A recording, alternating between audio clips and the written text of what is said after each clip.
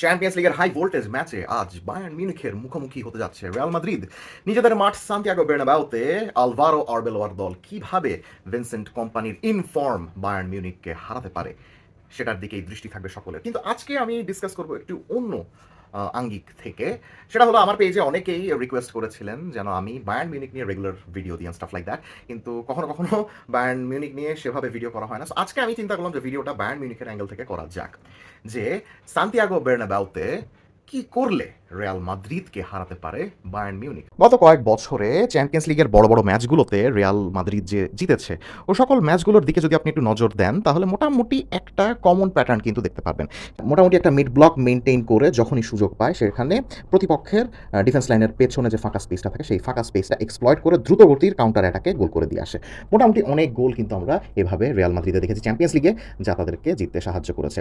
এমনকি বায়ার্ন মিউনিখের এগেনস্টে সাম্প্রতিক সময়ে রিয়াল মাদ্রিদ চ্যাম্পিয়ন্স লিগে যতগুলো ম্যাচ খেলেছে প্রত্যেকটা ম্যাচেই কিন্তু মোটামুটি একই ধরনের প্যাটার্ন আমরা লক্ষ্য করেছি, যে রিয়াল মাদ্রিদ বেসিক্যালি দুই উইংয়ে বায়ার্ন মিউনিখকে নালিফাই করতো। দুই উইংয়ে বায়ার্ন মিউনিখকে নালিফাই করার মাধ্যমে মাঝখান দিয়ে দ্রুত গতিতে কাউন্টার অ্যাটাকে চলে যেত এবং সেখান থেকে গোল করে আসতো, স্পেশালি ভিনিসিয়াস জুনিয়রের স্পিডের উপরে ডিপেন্ড করে। সো বায়ার্ন মিউনিখ এরকমই একটা ট্যাকটিক্স হয়তো বা আজকেও ফেস করতে পারে। আমরা কিন্তু গত রাউন্ডেও ম্যানচেস্টার সিটির এগেনস্টে রিয়াল মাদ্রিদকে এই ধরনের মোটামুটি একটা ট্যাকটিক্সই কিন্তু খেলতে দেখেছিলাম, যেখানে ডান দিক থেকে ভালভার্দে এবং বাম দিক থেকে ভিনিসিয়াস জুনিয়র দুজনই অসাধারণভাবে ম্যানচেস্টার সিটির ডিফেন্সের পেছনের জায়গাটাকে এক্সপ্লয়েট করেছেন এবং ভালভার্দে কিন্তু হ্যাটট্রিকও করেছেন। তো এই যে মিড ব্লক মেনটেন করে দুই উইং থেকে দ্রুত গতিতে বক্সের মধ্যে ঢুকে গিয়ে প্রতিপক্ষের ডিফেন্সের পেছনের জায়গাটাকে এক্সপ্লয়েট করার মাধ্যমে ম্যাচ জেতা, এই ফর্মুলাটাকে বায়ার্ন মিউনিখ কীভাবে নস্যাৎ করতে পারে।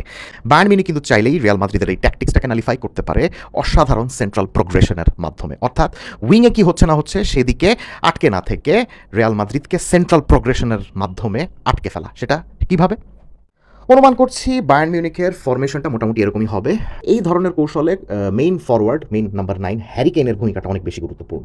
আপনারা সবাই জানেন, as a finisher, as a goal scorer Harry কেইনকে নিয়ে নতুন করে কোনো কিছুই বলার নেই, কিন্তু হ্যারি কেইনের খেলার অন্যতম প্রধান বৈশিষ্ট্য হলে গিয়ে দ্য অলরাউন্ডনেস। তিনি কিন্তু শুধু যে গোলই করেন ব্যাপারটা সেরকম নয়, তিনি অনেক সময় নিচে নেমে গিয়ে খেলা গড়েও দেন এবং তার সঙ্গে যে স্ট্রাইক সঙ্গী থাকে তাকে গোল করার ক্ষেত্রে সাহায্য করেন তিনি।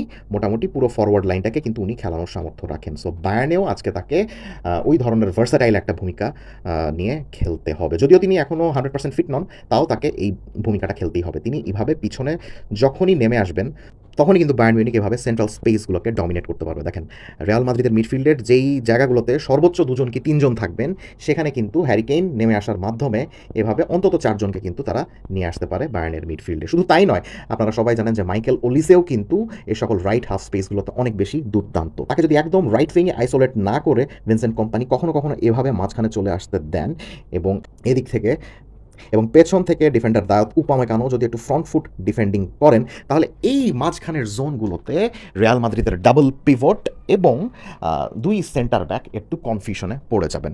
ডাবল পিভটরা কনফিউশনে পড়ে যাবেন বিকজ এখানে তখন দেখা যাবে যে মিডফিল্ড জোনে বায়ার্ন মিউনিখের 3 জন থেকে 4 জন মিডফিল্ডার থাকবে।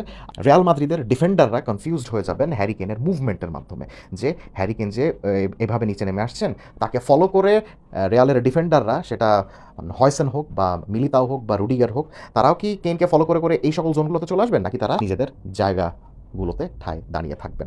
যদি নিজেদের জায়গাগুলোতে ঠায় দাঁড়িয়ে থাকেন তাহলে এই সকল জোনগুলোতে, জোন 14-এ স্পেস ফাঁকা হবে, যে স্পেসে হ্যারি কেইন বা অন্য কোনো ফরওয়ার্ড চাইলেই শুট করে গোল করার চেষ্টা করতে পারেন। আর যদি রিয়াল মাদ্রিদের কোনো একটা ডিফেন্ডার হ্যারি কেইনের পিছু পিছু এই সকল জোনগুলোতে চলে আসেন, তাহলে স্বাভাবিকভাবেই রিয়ালের ডিফেন্সে একটা স্পেস ক্রিয়েট হবে এবং সেই স্পেসে লুইস দিয়াজ এবং সার্জ ন্যাব্রি সুন্দর মতো ঢুকে গিয়ে এক্সপ্লয়েট করতে পারেন। আপনারা সবাই জানেন সার্জ ন্যাব্রি কিন্তু এই সিজনের আগ পর্যন্ত দুর্দান্ত উইঙ্গার ছিলেন, যিনি কিনা এই সকল জোনগুলো থেকে ডিরেক্টলি ঢুকে যেতেন, কিন্তু এই সিজনে ভিনসেন্ট কোম্পানি তাকে একদম অ্যাটাকিং মিডফিল্ডার বা সেকেন্ড স্ট্রাইকারের একটা প্রোফাইল দিয়েছেন, কারণ তার আগের মতো অত বেশি স্পিড নাই, অ্যাজিলিটি নাই, কিন্তু তার ওই গেম সেন্সটা রয়েছে এবং কখন হুট করে প্রতিপক্ষের ডিফেন্সের মধ্যে এভাবে স্পেসে ঢুকে যাওয়া যায় সেই ন্যাকটা তার রয়েছে। সো হ্যারি কেইন নিচে নেমে গিয়ে ন্যাব্রির পাশে যখন আসবেন, তখন ন্যাব্রি কিন্তু সামনে স্পেস ফাঁকা পেয়ে সামনে চলে যেতে পারেন এবং সার্জ ন্যাব্রির এই রানগুলোকে স্পট করে তখন হ্যারি কেইন এখান থেকে পাস দিতে পারেন।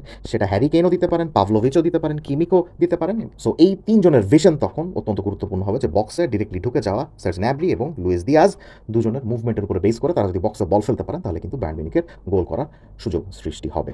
So everything depends on these central progression, যে Harry Kane, Gnabry, Olise, Pavlovic, Kimmich এবং ফ্রন্ট ফুটেড ডিফেন্ডিং করতে আসা উপামেকানো, তারা কিভাবে এই সেন্ট্রাল স্পেসটাকে জমাট বেঁধে রাখছেন এবং সেই সেন্ট্রাল স্পেস জমাট হয়ে গেলে সেখানে কিভাবে রিয়াল মাদ্রিদের ফরওয়ার্ডের সঙ্গে মিডফিল্ডারদের কানেকশনটা বন্ধ হচ্ছে সেন্ট্রালি, সেই জিনিসটার উপরে ডিপেন্ড করছে বায়ার্ন মিউনিখ আজকে ম্যাচ জিততে পারবে কিনা। আপনারা সবাই জানেন ভিনিসিয়াস জুনিয়র এবং কিলিয়ান এমবাপ্পে কেউ কিন্তু অত বেশি ট্র্যাক ব্যাক করেন না। তাই বায়ার্ন মিউনিখ যদি এরকম সেন্ট্রাল প্রোগ্রেশনে খেলতে পারে তাহলে কিন্তু তারা ইজিলি রিয়াল মাদ্রিদের মিডফিল্ড এবং ফরওয়ার্ডের এই কানেকশনটাকে কিন্তু বন্ধ করতে পারেন। এখন দেখা যাক কোচ ভিনসেন্ট কোম্পানি কীরকম কৌশল নিয়ে আজকে খেলতে আসছেন। কমেন্ট সেকশন জানিয়ে দিবেন আজকের এই ম্যাচটা নিয়ে আপনি কী ভাবছেন। Let's have a discussion.